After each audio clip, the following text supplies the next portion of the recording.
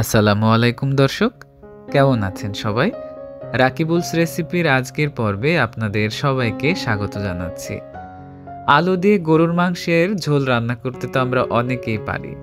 আজকের এই রান্নাটা আসলে আমি কিভাবে আলু দিয়ে মাংসের ঝোল করি, খুবই স্বাভাবিকভাবে এবং খুবই সাধারণভাবে সেই রান্নারই রেসিপি। আশা করি রেসিপিটা যারা নতুন রান্না শিখছেন তাদের জন্য খুবই উপকারে আসবে, আর যারা পুরনো আছেন, রান্না জানেন, তাদেরও ভালো লাগবে।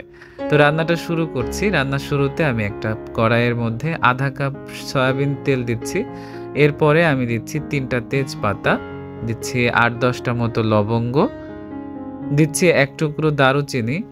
আসলে গরুর মাংস রান্না করলে একটু দারুচিনিটা বেশি দিবেন। দারুচিনির ফ্লেভারটা আসলে মাংসে খুব ভালো যায়। এরপরে আমি ৭-৮টা মতো এলাচ দিলাম, ছোট এলাচ। দিয়ে দিলাম ১ চা চামচ মতো গোটা জিরা। আর দিয়ে দিচ্ছি পেঁয়াজ। এখানে ১ কাপ মতো পেঁয়াজ কুচি আছে। পেঁয়াজটাকে খুবই মোটা করেও না, আবার খুব ছোট করেও না, একটু মাঝারি সাইজ করে আমি স্লাইস করে কেটে নিয়েছি। কারণ মাংস আসলে অনেকক্ষণ ধরে রান্না হবে, তো আসলে পেঁয়াজটা এমনিতেই গলে যাবে। তো পেঁয়াজ ভাজতে থাকতে থাকতে আমি এখানে একটু লবণ দিয়ে দিচ্ছি। আসলে লবণ দিলে কি হবে, এই পেঁয়াজটা খুব দ্রুত নরম হয়ে যাবে এবং দ্রুত রান্না হয়ে যাবে। তো আমার পেঁয়াজটা এখানে এভাবে ভাজা হতে থাকুক। তো আমি আপনাদেরকে যে এখন দেখাচ্ছি, একটা ব্লেন্ডারে আমি ৫০ গ্রাম আদা, ২৫ গ্রাম রসুন এবং ১৫ গ্রাম মতো জিরা নিয়েছিলাম। তো এরপরে আমি এটাকে পানি দিয়ে ব্লেন্ড করে নিয়েছি। আদা, জিরা এবং রসুনের সাথে আপনারা চাইলে এখানে ২-৩টা শুকনা মরিচও দিতে পারেন। তো এখন আমি ব্লেন্ডার ধুয়ে এখানে পানি দিয়ে দিলাম খুবই সামান্য। এতে করে মসলার অপচয় হলো না, আবার মসলাটা খুব দ্রুত পুড়েও যাবে না। এরপর আদা, রসুন এবং জিরা যখন এভাবে তেল ছেড়ে দিবে, এর মধ্যে দিয়ে দিচ্ছি আধা টেবিল চামচ মতো হলুদের গুঁড়া, দিচ্ছি ১ টেবিল চামচ মরিচের গুঁড়া এবং ১ চা চামচ মতো ধনিয়ার গুঁড়া।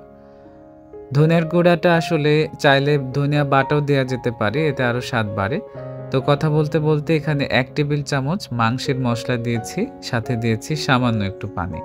এতে করে আর গুঁড়া মশলাটা পুড়ে যাওয়ার ভয় থাকবে না। আপনারা চাইলে যে কোনো ব্র্যান্ডের মাংসের মশলা দিতে পারেন। মাংসের মশলাটা দেওয়ার চেষ্টা করবেন, এতে করে মাংসের স্বাদটা খুবই ভালো হবে। আর দিয়ে দিচ্ছি আধা চা চামচ মতো টেস্টিং সল্ট বা এমএসজি, দিয়ে অল্প একটু পানি দিয়ে আমি কষাচ্ছি। আসলে অনেকেই মনে করেন যে টেস্টিং সল্ট হয়তো আসলে খুবই ক্ষতিকর একটা জিনিস, মোটেও না। আপনারা চাইলে গুগলে সার্চ দিয়ে দেখতে পারেন। তো মশলা কষানো হতে থাক, এখানে আমি মাংসটা দেখাচ্ছি। দেখুন কত ছোট করে আমি কেটে নিয়েছি। আর এখানে কিন্তু হাড় ছাড়া মাংস নিয়েছি। ১ কেজি মাংস এবং ২৫০ গ্রাম আলু আছে। তো মশলা কষে গেছে, দেখতে পাচ্ছেন মশলা থেকে তেল ছেড়ে দিয়েছে। এ পর্যায়ে মাংস এবং আলু আমি মশলার মধ্যে দিয়ে দিলাম। তো আমি যেহেতু দেশের বাইরে থাকি, এখানে মাংস খুব দ্রুত সিদ্ধ হয়ে যায়। এ কারণে আমি মাংস এবং আলু একসাথে দিয়ে দিয়েছি। আপনারা যারা দেশে আছেন, তারা যখন রান্না করবেন, তারা অবশ্যই কিন্তু আলুটা পরে দিবেন। আর আপনি চাইলে এখানে হাড়, চর্বি সহ মাংস ব্যবহার করতে পারেন। বরং সেই মাংসের স্বাদ আরও বেশি হবে। আর আমি কথা বলতে বলতে কিন্তু এই মাংসটাকে কষিয়ে নিচ্ছি। দেখতে পেলেন আমি ঢেকে দিয়েছিলাম। না, ঢেকে দেওয়ার কারণে এই মাংস থেকে এত পানি ছেড়েছে। আমি কিন্তু ১ ফোঁটা পানিও বাইরে থেকে যোগ করিনি। পানি মাংস থেকেই ছেড়েছে। তো আলু এবং মাংস যখন এভাবে পানি ছাড়বে, চেষ্টা করবেন ভালোভাবে মাঝে মাঝে নিচ থেকে নেড়ে দেওয়ার। আর যদি না নেড়ে দেন, সেক্ষেত্রে কি হবে, কিছুক্ষণ পরে দেখবেন নিচে থেকে লেগে যাবে। আর যদি লেগে যায়, সেক্ষেত্রে কিন্তু মাংসের স্বাদ কখনোই ভালো আসবে না। তো এই প্রসেসটা একটু দাঁড়িয়ে থেকে চুলার পাশে একটু ধৈর্য সহকারে করবেন। তো আমার মাংস কিন্তু প্রায় ৮ থেকে ১০ মিনিট ধরে আমি এইভাবেই কষিয়ে নিয়েছি, আপনারা দেখতে পাচ্ছেন।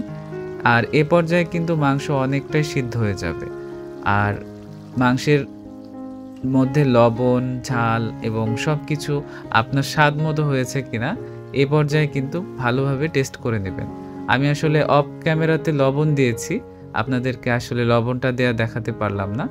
তো এ পর্যায়ে আমি এখানে পরিমাণ মতো গরম পানি দিয়ে দিচ্ছি মাংসটাকে পরিমাণ মতো সিদ্ধ করার জন্য। আসলে পানির পরিমাণটা এখানে আপনারা একটু বুঝে দিবেন, যাতে মাংস সিদ্ধ হয়ে যায়, আবার ঝোলটাও গামাখা থেকে যায়। খুব বেশি ঝোল করলে কিন্তু এই মাংসটা খেতে ভালো লাগবে না। তাই পানিটা খুব বেশিও দিবেন না, আবার অনেক কমও দিবেন না। তো আমার মাংস কিন্তু সিদ্ধ হয়ে গেছে। আমি ১৫ মিনিট মতন ঢেকে রেখেছিলাম। তো এই পর্যায়ে আমি ৪-৫ টা কাঁচামরিচ দিলাম এবং অল্প একটু ভেঙে দিয়েছি। দিয়ে দিচ্ছি ১ টেবিল চামচ মতো ভেজে নেয়া জিরার গুঁড়া। তো এইটা আসলে দিলে এটার ফ্লেভারটা অনেক ভালো আসে এই পর্যায়ে। তো আমার রান্না কিন্তু শেষ। আমি এবার ঢেকে দিচ্ছি। ঢেকে এটাকে লো ফ্লেমে আরও ১৫ মিনিট আমি জাল করেছি। তো কথা বলতে বলতেই রান্না কিন্তু শেষ হয়ে গেল। আশা করি আপনাদের আমার আজকের এই রেসিপি খুবই ভালো লেগেছে। কেমন লেগেছে এটা আমাকে কমেন্টে দয়া করে জানাবেন। আর ভালো লাগলে প্লিজ একটা লাইক দিয়ে উৎসাহ দিবেন। আর চ্যানেলটাকে সাবস্ক্রাইব করে আমার পাশেই থাকবেন। এতক্ষণ ধরে রেসিপিটা মন দিয়ে দেখার জন্য অসংখ্য ধন্যবাদ। আল্লাহ হাফেজ।